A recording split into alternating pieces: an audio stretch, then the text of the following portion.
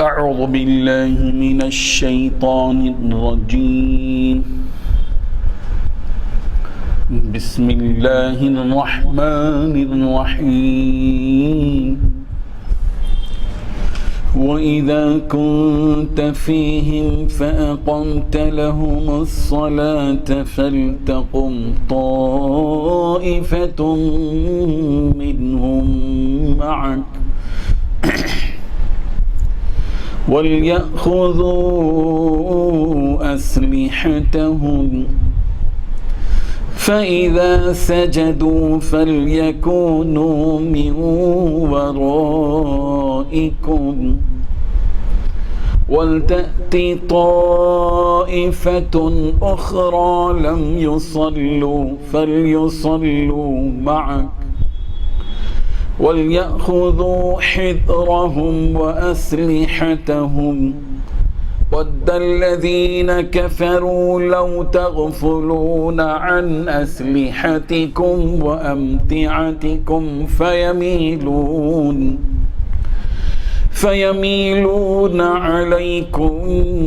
مَيْلَةً وَاحِدَةً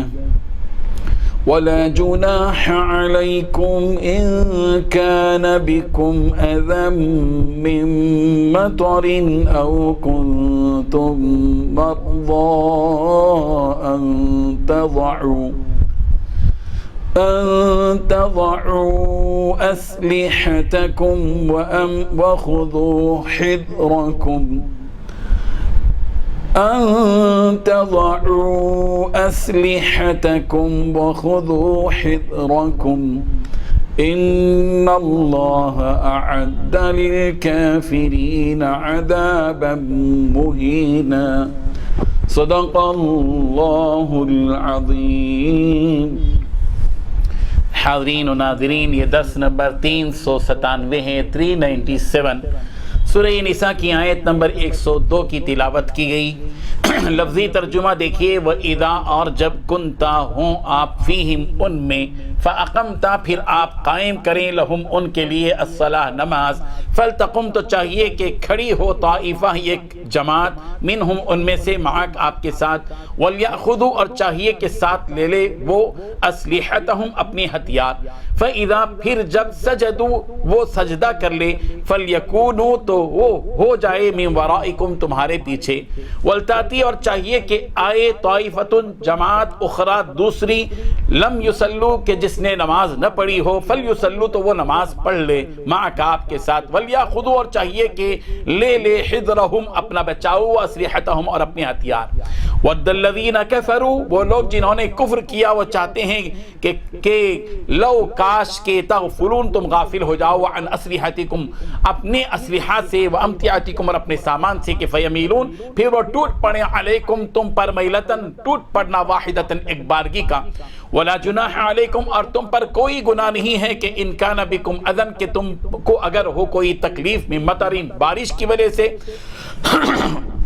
او یا کہ تم ہو مرضا بیمار، ان تدعو کہ تم رکھ دو، اسلحتکم اپنے ہتھیار، وخذو اور تم ساتھ لیے رکھو، حذرکم اپنا بچاؤ، ان اللہ بے شک اللہ نے اعد تیار کر رکھا ہے، للکافرین کافروں کے لیے، عذاب مہینہ رسوا کن عذاب۔ ترجمہ اس آیت کا یہ ہے کہ اے پیغمبر تم ان مجاہدین کے لشکر میں ہو اور ان کو نماز پڑھانے لگو تو چاہیے کہ ان کی ایک جماعت تمہارے ساتھ مسلح ہو کر کھڑی رہے، جب وہ سجدہ کر چکے تو تم سے پیچھے چلے جائیں اور دوسری جماعت جس نے نماز نہیں پڑھی ان کی جگہ آ جائے اور ہوشیار اور مسلح ہو کر تمہارے ساتھ نماز ادا کرے۔ کافر تو چاہتے ہی ہیں کہ تم ذرا اپنے ہتھیاروں اور سامان سے غافل ہو جاؤ کہ تم پر ایک بار کی حملہ کر دیں، اور اگر تم بارش کے سبب تکلیف میں ہو یا بیمار ہو تو تم پر کچھ گناہ نہیں کہ ہتھیار اتار رکھو، مگر اپنا بچاؤ ضرور کر رکھو، اللہ نے کافروں کے لیے ذلت کا عذاب تیار کر رکھا ہے۔ بزرگان محترم، اللہ تبارک و تعالیٰ نے اس آیت میں 5 باتیں بتائی ہیں۔ پہلی بات، اے پیغمبر جب آپ ان کے درمیان موجود ہوں اور انہیں نماز پڑھاؤ تو دشمن کے مقابلے کے وقت اس کا طریقہ یہ ہے کہ مسلمانوں کا ایک گروہ تمہارے ساتھ کھڑا ہو جائے اور اپنی ہتھیار ساتھ لے لے، پھر جب یہ لوگ سجدہ کر چکے تو تمہارے پیچھے ہو جائیں۔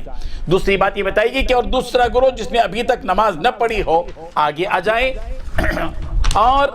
وہ تمہارے ساتھ نماز پڑھے اور وہ اپنے ساتھ اپنے بچاؤ کا سامان اپنے ہتھیار لے لے۔ تیسری بات یہ بتائی گئی کہ کافی لوگ یہ چاہتے ہیں کہ تم اپنے ہتھیاروں اور اپنے سامان سے غافل ہو جاؤ تو وہ ایک دم تم پر ٹوٹ پڑیں۔ چوتھی بات یہ بتائی گئی کہ اگر تم میں بارش کی وجہ سے تکلیف ہو یا تم بیمار ہو تو اس میں بھی تم پر کوئی گناہ نہیں کہ تم اپنے ہتھیار اتار کر رکھ دو، ہاں اپنے بچاؤ کا سامان ساتھ لے لو۔ پانچویں یہ بات بتائی کہ بے شک اللہ تبارک و تعالیٰ نے کافروں کے لیے ذلت والا عذاب تیار کر رکھا ہے۔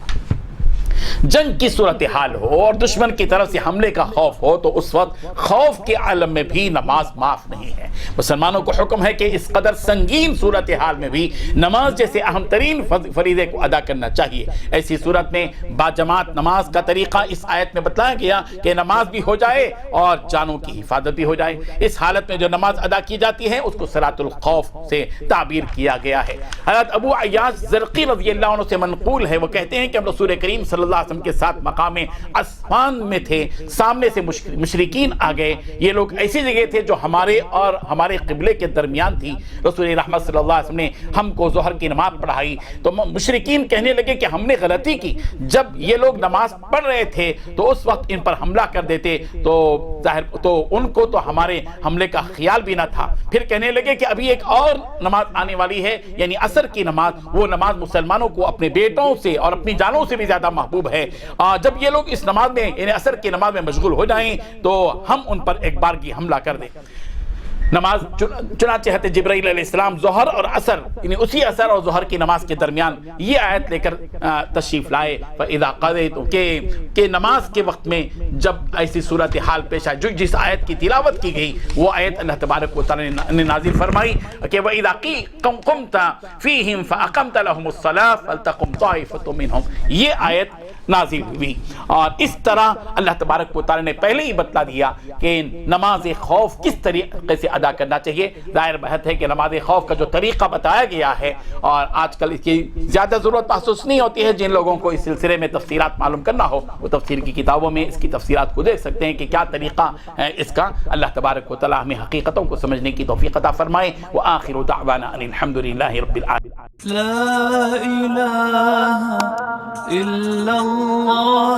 لا الہ